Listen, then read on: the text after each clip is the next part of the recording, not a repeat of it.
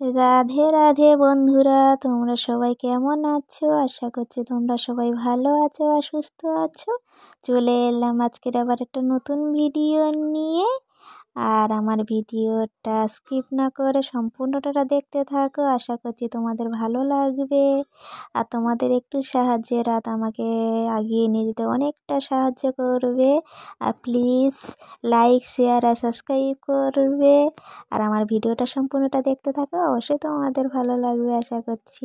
শুভ সকাল, দেখো সূর্যদেব উঠে পড়েছে। মানে কুয়াশা কুয়াশা আছে তো, তাই ঠিক বোঝা যাচ্ছে না। দেখো সকালবেলা আমি কি করছি, আজ দেখো থালকুলি পাতা। আর থালকুলি পাতা কার কার ভালো লাগে খেতে অবশ্য কমেন্টে জানাবে। আমার তো খুব ভালো লাগে জানো তো থালকুলি পাতার বড়া খেতে।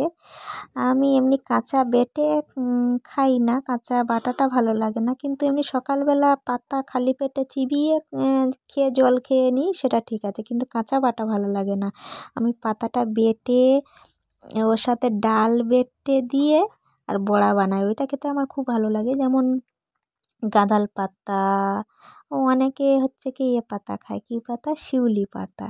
শিউলি পাতাটা আমি থেতো করে রস করে খাই সকালে, কিন্তু ওই বেটে বড়া করে খাওয়া হয়নি। কিন্তু উচ্ছে পাতার বড়া খেয়েছি, উচ্ছে পাতার বড়া বেসন দিয়ে ভালো লেগেছিল খেতে। আর দেখো আমি কতগুলো থালকুল পাতা তুলে নিয়েছি, দেখেছো? এই যে ডাল নিয়েছি, ডালটা ভিজিয়ে দেবো। অল্প হয়েছে তালগুল পাতাটা, কেন বলো তো, এখন তো সব চারিদিকে ছাগল গরু বেঁধে বেঁধে তো সব খাইয়ে দেয়, খুব একটা পাওয়া যায় না। আর আমি ওই গাছ নিয়ে এসে বাড়ির ভিতর বসিয়েছিলাম, হয়েছিল গাছ, কিন্তু আমার যার ছাগল আছে মুরগি আছে তো, ওই বাড়ির ভিতর চলে আসে দৌড়ে দৌড়ে এসে, আর ওই মুরগি ছাগল ওরা সব খেয়ে ফেলে, একটু হতে যায় না। আর আমার এইগুলোই খুব ভালো লাগে জানো তো। আমি এই কিছুদিন আগে ব্রাহ্মী শাক নিয়ে এসে বসিয়েছিলাম, আমার এইসবই ভালো লাগে খেতে। ব্রাহ্মী শাকটা এই যে থালগুলো পাতা ভিজিয়ে দিলাম, এ হচ্ছে কি পিছনে মাকড়সা থাকে, সেগুলো বেছে নিতে হয় থালগুলো পাতাগুলো, দেখো। আর এই যে আমার মহারানী, মহারানী কাদা ঘাঁটছে, দেখেছো? উনুন বানাচ্ছে, দেখেছো? তোমরা এরকম উনুন বানাতে পারবে? দেখো তার আইটেমটা দেখো, কাদা নিয়েছে, উনুন বানিয়েছে, তার মধ্যে কাঠও দিয়েছে।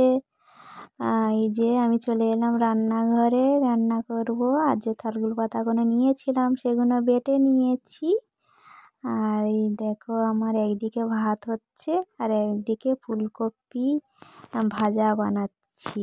ফুলকপিটা ভাজা বলতে হচ্ছে কি, ওই যে আলু দিয়ে ফুলকপিটা সবজি বানাবো, তাই ফুলকপিটা আগে ভাজা বানিয়ে নিতে হয়। তা আমার এই থালগুলো পাতা বেটে নিয়েছি, দেখেছো কতটুকু হয়ে গেছে। আর ডালও বেটে নিয়েছি, কাঁচা লঙ্কা কুচিয়ে নিয়েছি। আর যারা পেঁয়াজ খাও পেঁয়াজও দিতে পারো, কোনো ব্যাপার নয়। আমি অল্প একটু লবণ আর অল্প একটু হলুদ মাখিয়ে নেব ওর সাথে, আর বেশি কিছু দেব না। এবারে এগুলো একসাথে পেস্ট যেটা, ওটা একসাথে মাখিয়ে নেব, নিয়ে বড়া বানাবো। আমি পেঁয়াজ টিয়াজ এর মধ্যে কিছুই দিইনি, শুধু লবণ আর একটু হলুদ দিয়েছি। আর দেখো আমার কড়াই তেল গরম হয়ে গেছে, আমি বড়াগুলো একটা একটা করে ভেজে নেব। ছোট ছোট করব, কেননা অল্প জিনিস তো, তাই অল্প ছোট ছোট বানালেও অনেক কটাই হবে।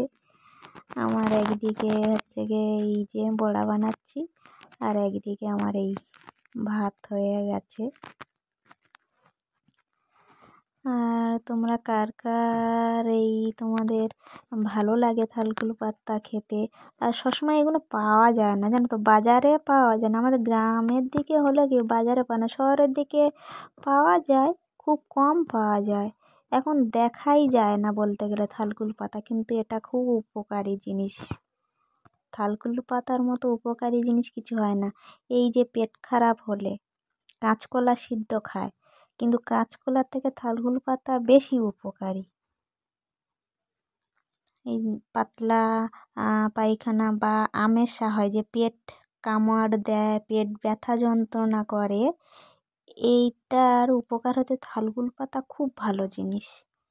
মাঝে মাঝে খাওয়া ভালো, কিন্তু পাওয়া যায় না, তা খাবো কোথায় দিয়ে? আমি এগুলো খুঁজে খুঁজে নিয়ে আসি, আমার খুব ভালো লাগে খেতে তার জন্য। আর দেখো আমার হয়েই গেছে এদিকে বড়া। দেখেছো কতগুলো বড়া হয়েছে, দেখো বড়াগুলো মানে আমার উনুনটা হচ্ছে কি খুব জোরে জোরে জ্বলছিল তো একটু বেশি মানে লাল হয়ে গেছে, একটু পোড়া পোড়া ভাব হয়ে এসছে, কিন্তু খুব পোড়েনি, মানে দুই একটা হচ্ছে কি একটু পোড়া পোড়া ভাব হয়েছে। কেননা আমার উনুন বেশি জোরে না জ্বললে আমি রান্না করতে পারি না, ওই ধিমি আছে আমি পারি না। দেখো আমার বড়াগুলো ভাজা হয়ে গেছে, অনেকগুলোই হয়েছে প্রায়। দেখ, আর হচ্ছে কি আমার এদিকে ফুলকপিটা ভেজে নিয়েছিলাম, তারপরে আলুটা ওর মধ্যে দিয়ে দিচ্ছি। দেখো ফুলকপি আলুর একটা সবজি বানাবো, আর এদিকে গরম জল বসিয়েছি, আর মেয়ে স্নান করবে, ওর আবার গরম জল দিতে হবে, ঠান্ডা এখন আছে, ঠান্ডা ঠান্ডা বলে গরম জল দিয়ে ওকে স্নান করাই, নাহলে স্নান করতে চায় না। আর পুকুরের জল খুব ঠান্ডা জানো তো, আমি ডুবে স্নান করে আসি, কিন্তু ওকে ডুবে স্নান করালে তো আর হবে না, ঠান্ডা লেগে গেলে তখন কে ঠেকাবে, আমাকে নিয়েই ছুট পাড়াপাড়ি করতে হবে, আর কেউ নেই, ওই জন্যে ওকে একটু খেয়াল রাখতে হয়, কেননা ওর জন্য আমারই ছুট পাড়াপাড়ি করতে হবে। আর দেখো আমার হয়ে গেছে বড়া, মেয়ে আর আমি খেতে বসে গেছি। এই যে মেয়েকে গালে তুলে দিলে তো ও খুব খুশি হয় জানো তো, ওকে একটু গালে তুলে খাইয়ে দিলে ও এত খুশি হয়, মানে বলে বোঝাতে পারবো না।